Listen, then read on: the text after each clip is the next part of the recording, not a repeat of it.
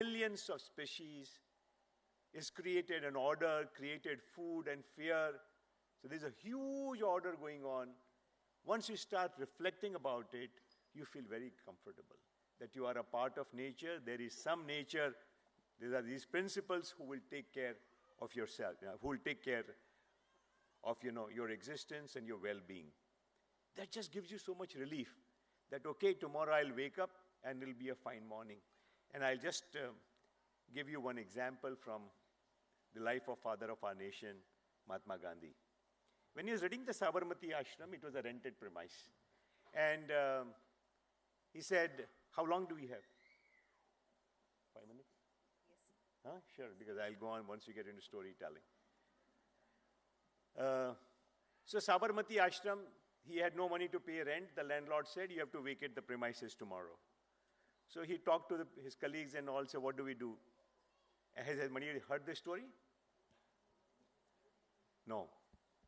So then he said, look, I don't know what will happen, but let me sleep tonight. At least tomorrow morning we will see what happens.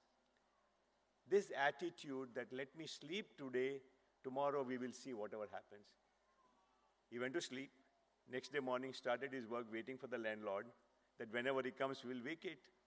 Instead came some moneyed man, put 20,000 rupees in Gandhiji's hands, came in a car, vanished. Gandhiji could never find out who that man was. Now this is real life, 100 years ago from what I'm talking about. This happened. This happens in people who have faith all the time. So please have faith in nature, and how nature works. Why is it that if you do your homework, if you speak the truth, if you follow the law, generally your life goes on well. You find it all around you, isn't it? So those who are not doing these things, they're constantly having fear. They're constantly going down further that path. मैंने ये 2 number कर लिया, मैंने इसका जमीन ले लिया. They're constantly agitated, constantly, either fearing or having the greed to do more and more of that. So I think just the right moral conduct creates an internal feeling because it is following the law of nature. Being truthful, being good to your surroundings gives you a power, and you call it religion, you call it 10 commandments, you call it shield, panchashil, whatever be the system, it all boils down to good moral, ethical behavior.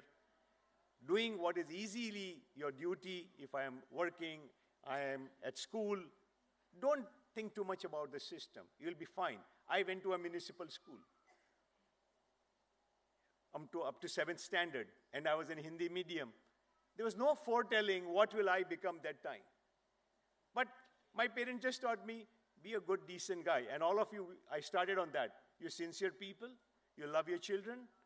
Don't try and do too much for them. Just look after them. Things will be fine. Gadgets. I think biggest principle of sincere parents has to be, your children will not accept what you say. They will not form habits based on what you say. They will form habits on the basis of. You want to see an experiment? Okay. Lift 2 fingers. Please, all of you, lift 2 fingers.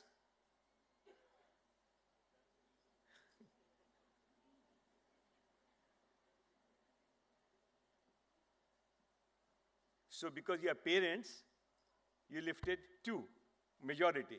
If they were children, they would all lift 3. They are less intellectual. We are more intellectual. Because that's how they learned, right?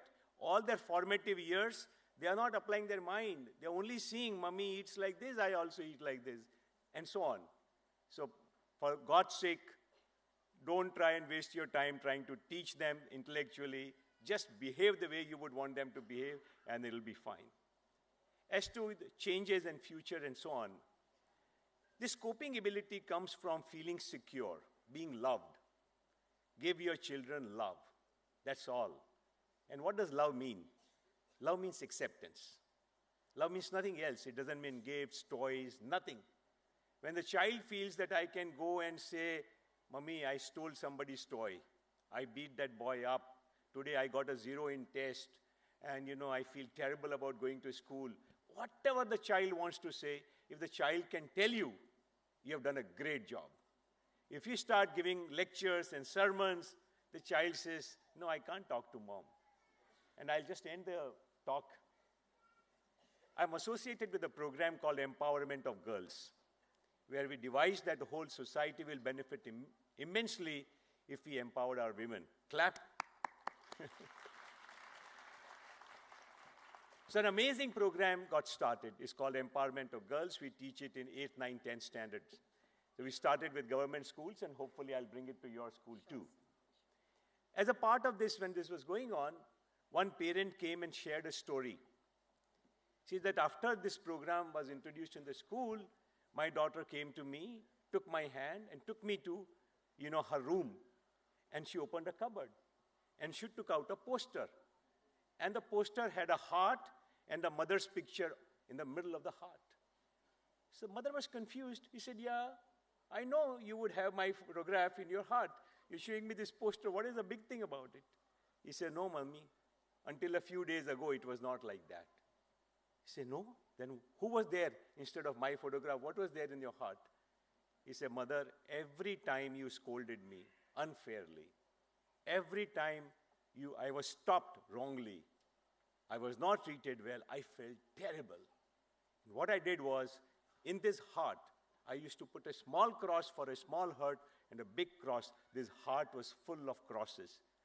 After I took this program, I understood how much parents care for me, that how all your life is devoted to my well-being. I realized I did not understand what you were trying to do. And therefore, I wanted to show that there has been a transformation in my heart.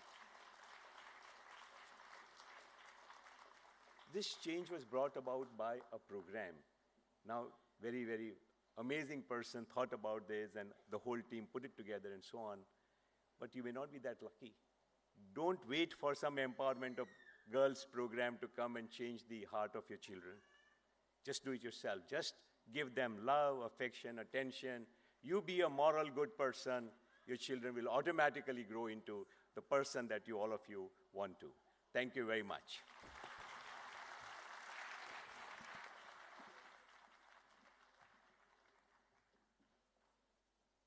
Thank you, sir, for your noble words. Once again, a big round of applause to Mr. Vallabh Bhansali. Let us watch the annual report for the year 2016-17.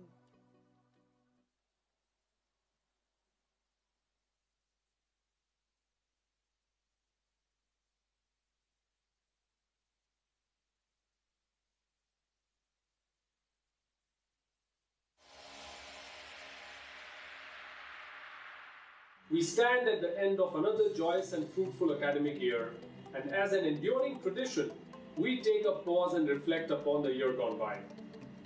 With utmost modesty, we at St. John's Universal School can say that we have not only achieved the expected, but have gone beyond it to accomplish even the unexpected.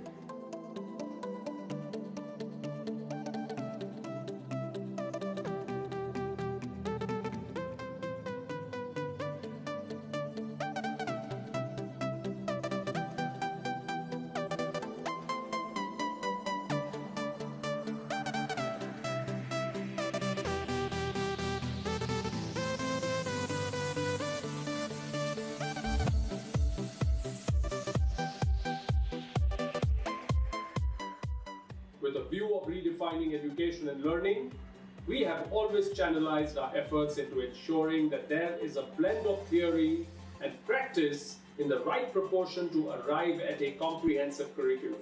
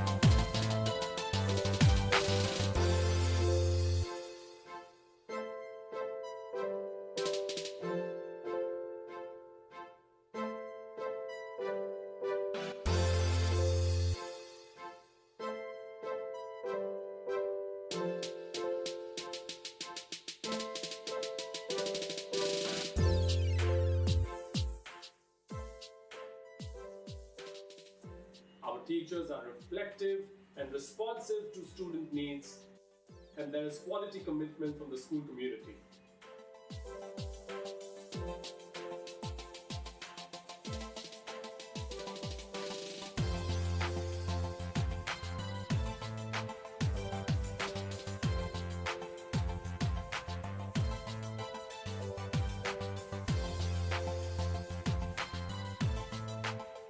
Integrating new age technology platforms into classrooms make our students truly future ready. It is truly a very proud moment when our efforts are appreciated and recognized.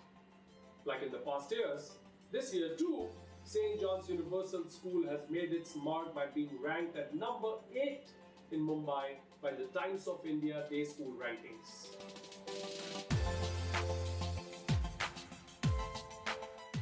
Technology plays an integral role in bringing together all the stakeholders, the learners, teachers, parents and community. All classrooms have an LED TV which is used by teachers for presentation of well-researched digital learning material.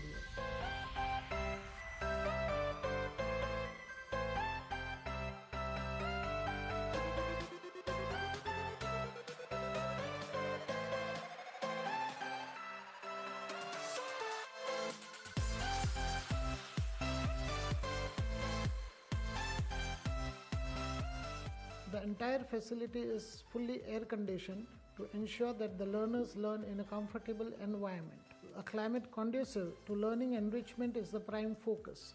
Strategic academic rigor, establishing accountability through assessments, counseling, intervention and remediation have collectively resulted in enhanced student attainment and progress. Kindle Lead to Read and the British Council's Reading Challenge were conducted to promote reading habits in our students.